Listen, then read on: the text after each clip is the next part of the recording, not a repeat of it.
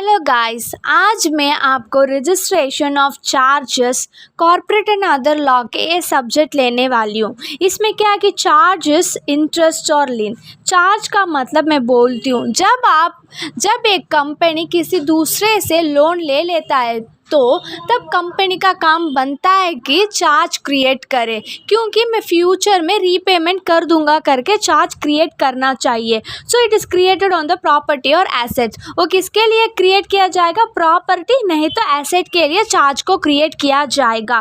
कैसा क्रिएट किया जाएगा? Security for repayment of loan. वो क्या है कि एक सिक्योरिटी के तौर पे, क्योंकि आप जब जाके बैंक में लोन लेते हो तो बैंकर्स आपसे सिक्योरिटी पूछता है। क्यों सिक्योरिटी पूछता है? जब आपके पास सिक्योरिटी होता है तो तब बैंक को ये भरोसा होता है कि ये रेस्पेक्टिव पर्सन फ्यूचर में हमारा जो लोन अमाउंट है वो ठीक तरह से भर देगा करके उन लोग को भरोसा रहता है, इसलिए उन लोग करते हैं। So charge include mortgage. अब देखो सेक्शन 80 क्या बोलता है कि once charge register deemed public notice. क्या है कि जब आप एक बार चार्ज को रजिस्टर करते हो तो चार्ज को आरओसी में जाके रजिस्ट्रार करना पड़ेगा।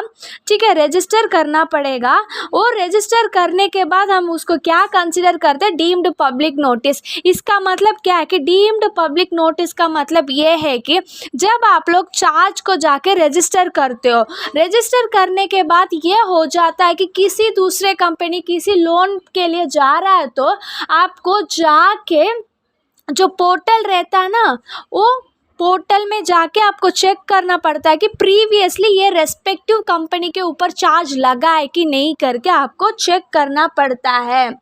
ठीक है, फिर टाइप ऑफ चार्जेस। कितने टाइप ऑफ चार्जेस है? तो 2 टाइप ऑफ चार्जेस है, एक है फिक्स्ड है, एक है फ्लोटिंग चार्जेस। फिक्स्ड का मतलब क्या है कि स्पेसिफिक एसेट के लिए क्रिएट किया जाएगा। स्पेसिफिक एसेट का मतलब क्या है? Building, premises, office and all. ठीक है, आप क्या कर सकते हो कि जो एसेट के लिए क्रिएट किया जाता है, स्पेसिफिक एसेट के लिए जो चार्ज क्रिएट किया जाता है वो चार्ज को आप सेल नहीं कर सकते हो। विदाउट परमिशन आप सेल नहीं कर सकते हो। फॉर एग्जांपल मैं बोलती हूँ, जब आप लोग जाके बैंक से कुछ लोन लेते हो, ठीक है, घर को गिरवी रखते हो। जब घर को गिरवी रखते वक्त अचानक आपको और पैसा की ज़रूरत पड़ती है, तब अपना घर को बेचना चाहिए तो आप खुद का बेच सकते हो क्या? आंसर नो, क्योंकि जब गिरवी रखा हुआ है तो आपको बैंक से इजाज़त लेना पड़ेगा कि ताकि आप उस गिरवी के बदले में प्रॉपर्टी को बेच सकते हो या नहीं।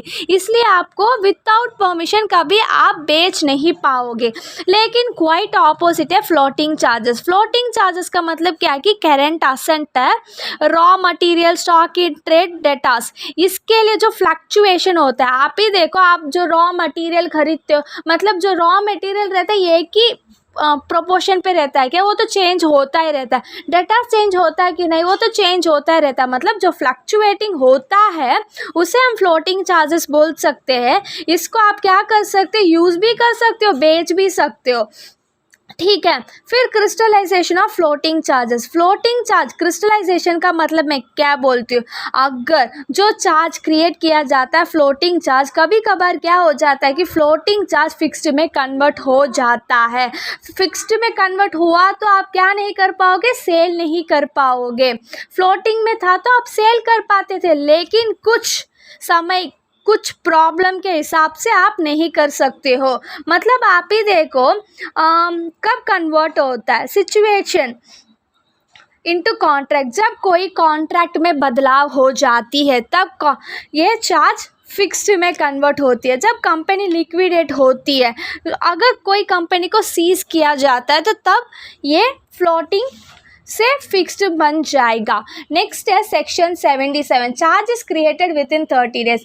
मतलब क्या है कि जब आप लोग चार्ज क्रिएट करते हो ना, अगर आपको जो डेट ऑफ चार्ज क्रिएट हुआ था उस चार्ज के डेट से लेके 30 दिन के अंदर आपको रजिस्टर करना पड़ेगा।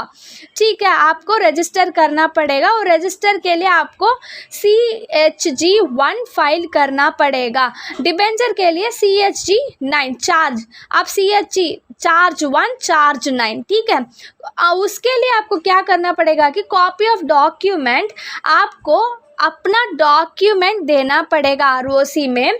फिर वो आरओसी क्या करेंगे कि आपका जो डॉक्यूमेंट दिया गया है, आपसे जो डॉक्यूमेंट लिया गया है, वो डॉक्यूमेंट को उन लोग वेरीफाई करेंगे। कैसा वेरीफाई करेंगे? It is verified bye CSCA director. ये 3 लोग वेरीफाइड कर सकते हैं। वेरीफाइड करने के बाद आपको वो कॉपी ऑफ डॉक्यूमेंट लेके जाके रजिस्ट्रार में देना पड़ेगा। Extension of time limit. इस एक्सटेंशन ऑफ टाइम लिमिट का मतलब है कि जब आप लोग चार्ज क्रिएट करते हो, अगर ऑन और आफ्टर 2018 2 नवंबर मतलब 2/11/18 के पहले या बाद में, अगर पहले करते हो तो आपको क्या करना पड़ेगा? 30 डेज़ के अंदर उस चार्ज को रजिस्टर करना पड़ेगा। 30, अगर 30 में नहीं हुआ तो 300 दिन के अंदर अंदर आपको क्या करना पड़ेगा? चार्ज रजिस्टर कर सकते हो, लेकिन आपको एडिशनल फीस पे करना पड़ेगा।